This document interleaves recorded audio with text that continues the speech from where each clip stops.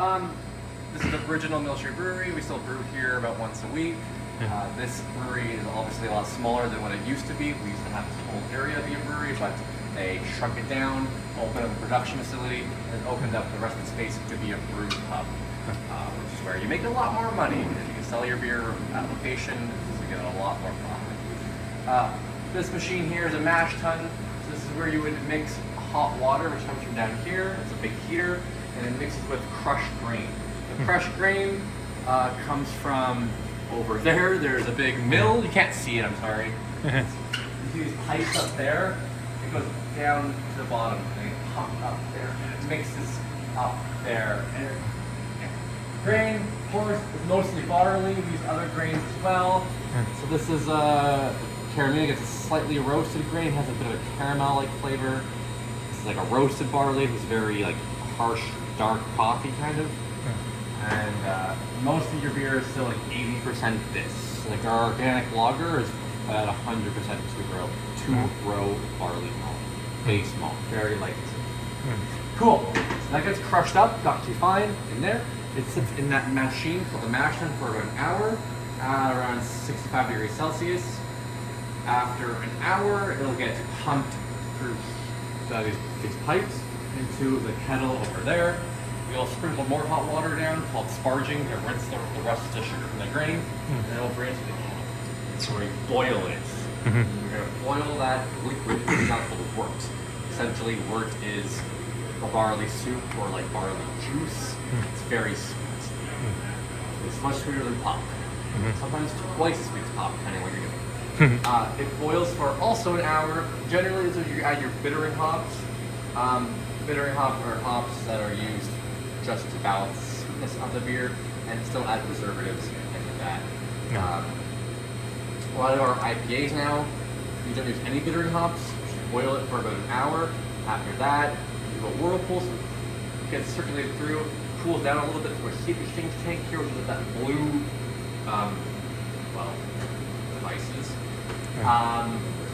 And you bring it down to about maybe 5 degrees Celsius, and you steep the hops. It's called whirlpool hopping, and you're still going to pull a lot of bitterness, some bitterness from them, but not nearly as much as when you are boiling them. So a lot of IPAs, it's just purely a whirlpool. And then we will cool it down further and pump that into one of these fermenters.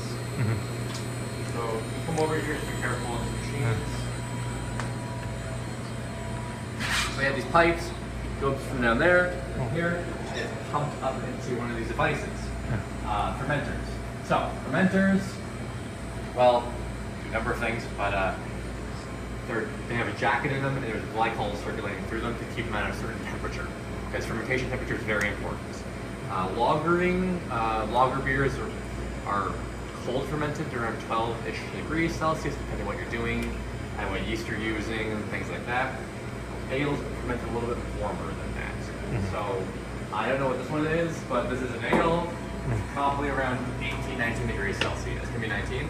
And you can see right here, actively fermenting.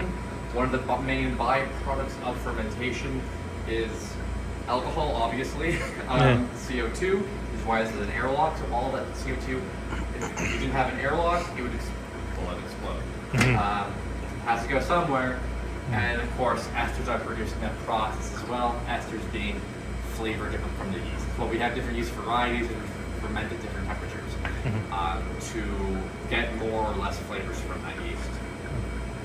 That's the main thing. An ale here ferments for about a week, and then it sits at a colder temperature called cold crashing for another week or so.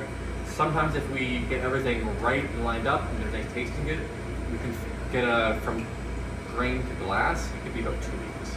I also mentioned whirlpool hopping and bittering hopping. You also can do a thing called dry hopping, where most of our beers we do this.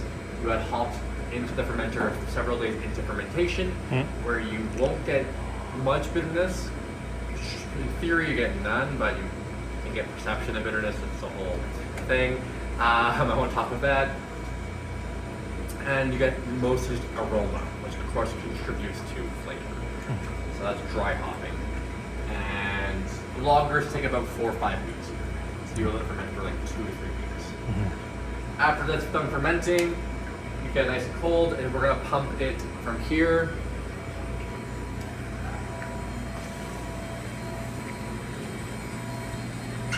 Into this guy here. So this is called a bright tank. You can see that the temperature is below 0 degrees, so it's just below freezing. And from here, we'll add CO2 to carbonate it. And we will, because you get some carbonation, but you will lose most of the carbonation from the fermentation process, from the airlock. So you will have to add more to get styrofoam. This is the easiest way of doing it. And then from here, it'll go into our kegs and our canning. Canning machine you saw outside. It's not that exciting. I can show you on the way out. It takes about 7 seconds per can. Kegging much quicker and easier. These are 50-liter kegs. Yeah, they're clean kegs. You just fill it up. Doesn't take very long. Cool. Any other questions right now? No, I find some pretty good coverage you gave us. Cool. Yeah, I can quickly show you the canning machine. Yeah, no worries.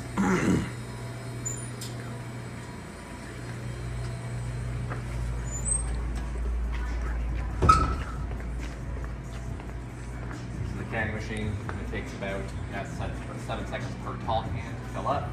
Need the beer to be really cold, otherwise you will get more foam and it'll be harder to fill up and it'll take a lot longer. Yeah. Cool. Yeah, if you're doing a bunch of cans, if you're doing like 3,000 plus cans, which you do sometimes, we will rent a machine to do it faster. Yeah. But generally this is good enough if you're doing a small batch. Thank you very much, yeah. Yeah, be sure to check out the Mill Street Brewery here at the Toronto Distillery.